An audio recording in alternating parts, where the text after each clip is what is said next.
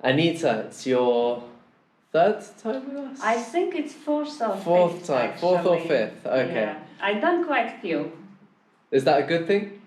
Yeah, because all of them are completely different and I get something different out of all of them. So I go learn something new, come back, learn something else, meet different people. So yeah.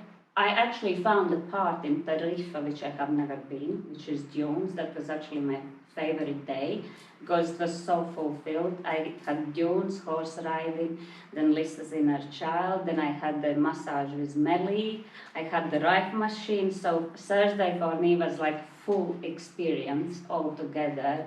I find Harry very interesting, so that's for me something new. He does methods which I not quite, how you say, Traditional way.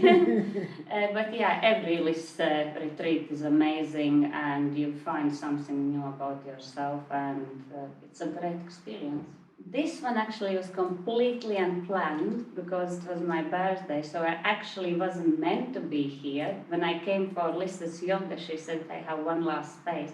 So I felt like it's actually waiting for me, so I was meant to be here. So yeah, so it was unplanned and I, as always, come with open mind and open to everything, a new experience. I really, I think, needed it because, yeah, I have busy life and lots going on in my life and I needed just to have me time and reflect and rejuvenate. I started actually this journey, I think first retreat in Portugal, which was completely new, and look, I've been coming back for more each year. So. And each time that we see you, you've always looked like you've learned something else. Yeah.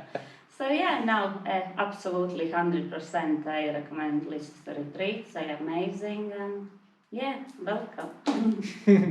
Thank you very much, Anita. Thank you. Namaste. Namaste. Bye.